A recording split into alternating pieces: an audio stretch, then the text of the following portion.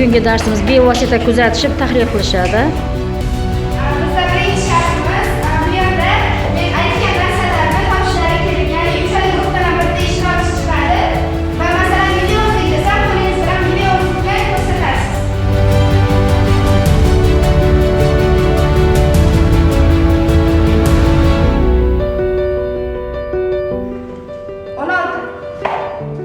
Kimsoda ko'rsatdi birinchi. Pomogranit.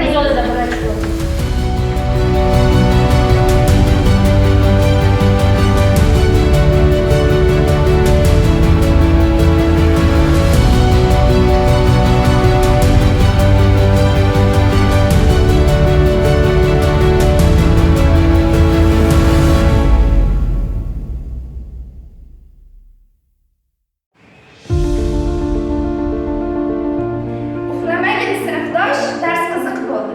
O'qituvchi qarasa ish jiddiy bo'ldi.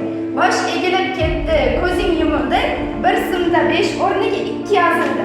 Uxlamagin do'stim, uyg'oq bo'l hardam. Aks holda kundalik yig'laydi hardam. Bugungi darsimizga Hushyorlikni oshirib, bu she'r orqali Charoqson demak o'quvchilarni ziyraklikka, darsni diqqat bilan tinglashga da'vat etyapti. Yashang qizim.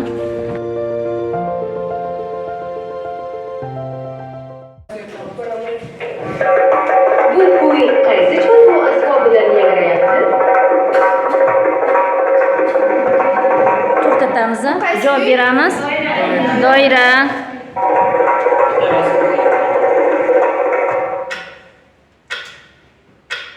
Doira. Doira. To'g'ri javob. Barakalla. Bu kuy qaysi cho'lqin asbobidan Bu qaysi? yangrayapti?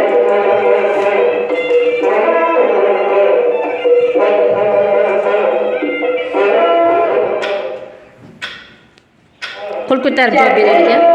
Jaranglar. Juda soz. Sal qiyinlashtiramiz. Bu qaysi? Dutor.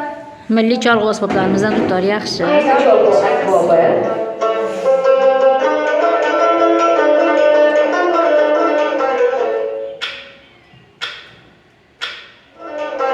Rubob. Rubob.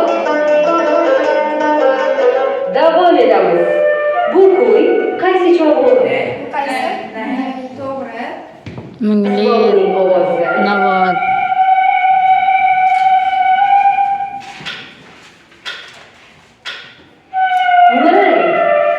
Nay. Ofarin. Bu kuy qaysi cho'lqin asbobidan taralmoqda? Chanqovuz juda ham to'g'ri.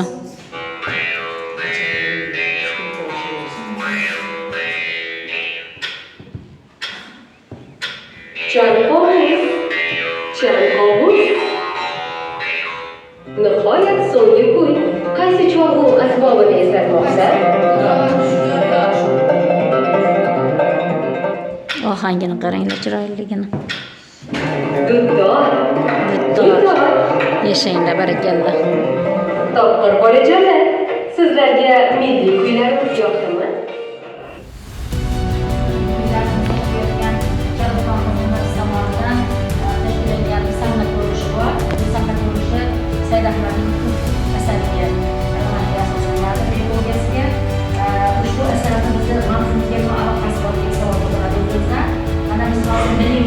Milliy qadriyatlarimiz, vatanni hurmat qilish, xalqni e'zozlash kabi juda chiroyli bir an'analarimiz haqida gaplashyapmiz.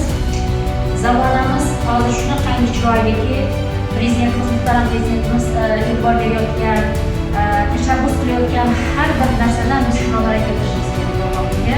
Chunki yoshlarni mana men degan mana shu jahon jamiyatiga tayyor bo'lib, ularni hamma sharoitlarni ham ta'lim sohasida ham hamma sohalarda e'tibor berib yuksak darajalarga ko'tarayotgan prezidentimizdan minnatdormiz va bugungi asarimiz bilan Madmoqchi sammit bo'lishimizni tashkillashmoqda narsa aytmoqchiman.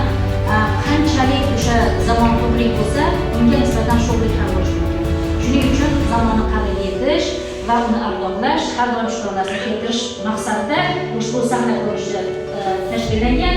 E'tiborlaringizni talab etamiz. Marhamat. Sizlarga aytib beradigan hikoyam ota-ona o'z suyukli boyligi haqida. Kunlardan bir kun bir uyda chaqaloq dunyoga kelibdi. Ota-ona shunchalar baxtli edi ekanki, buni bir so'z bilan ta'riflab bo'lmasdi. Lekin kunlardan bir kun farzand chaqaloq qattiq betob bo'lib qolibdi. Ota-ona uni qancha tuzatishmasin, u tuzalmadi va onamdan o'tibdi. Ota-onani o'tli iztirob qamrab olibdi.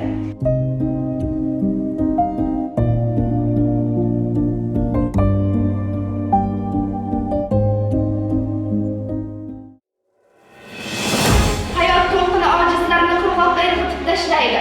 Oqimga qarshi solganlar, to'lqinni egallaganlargina ertangi kunga yetib keladi. Yer kurrasida chumolidek mehnat qilayotganlardan ko'ra tuproq tagida yotganlar ko'p. Yer qatlami odam suyaklari bilan to'ldi. Ammo hech bir inson oyoq tagiga qarab yashamas. Olis ularni mo'ljalga olib yuradi.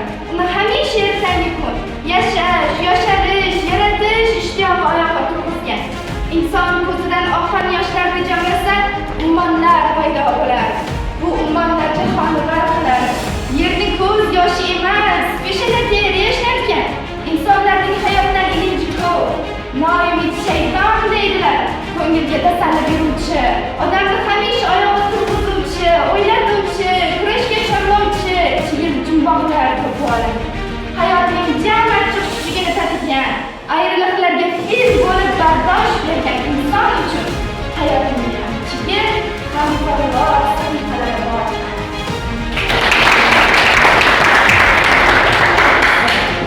Men sizlarga bir kitoblarni o'qishni tavsiya qilganimda, balki u amalni qo'lga olayotganda charxon qandaydir keladigan bo'lsa ajab emas. Lekin bugungi xulosadan shuni ko'rib chiqibmanki, nihoyatda bu asarni unga ta'sir qilganligi va mana shu ta'sirlar ostida sizga nimalardir aytib bergisi kelganini mana biz shohid bo'lib ketdik. Bugungi mana shu asardan xulosa qilib sizga ko'rsatib ekanmiz. Mana shu millatda, mana shu davlatimizda qancha millat bo'lishidan qat'iy nazar, mana shu vatanni, kindik qonimiz to'kilgan joyini ardoqlashimiz, e'zozlashimiz, uni hurmat qilishimiz va vatan qadriga yetishimiz kerakligiga da'vat etilyapti.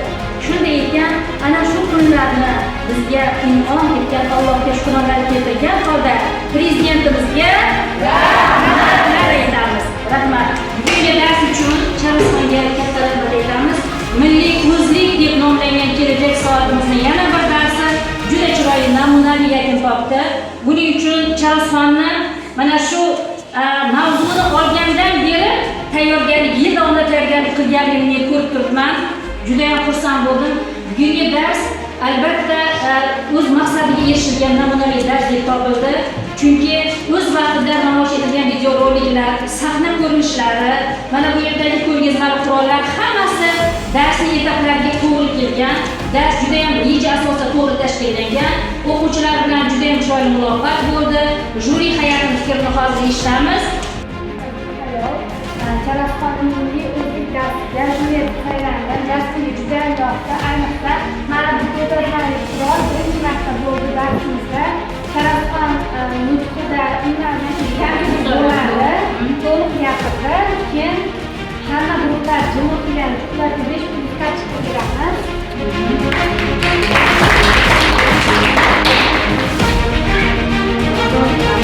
Darsiga juda yoqdi. Men oshxonada o'qiyman, men o'quvchilar darsga juri saylandim. O'quvchimiz Charlston dedilar. Menga bu dars juda ham yoqdi. Birinchi bo'lib chiroyli qilib she'rlarini boshlab oldi. Vaqtida jamoalarning nomlari, videoroliklar ko'rildi. Ko'rgazmali qurollar juda ham chiroyli. Menga yoqqanicha bu hamma sinfdoshlariga she'r bo'ldi.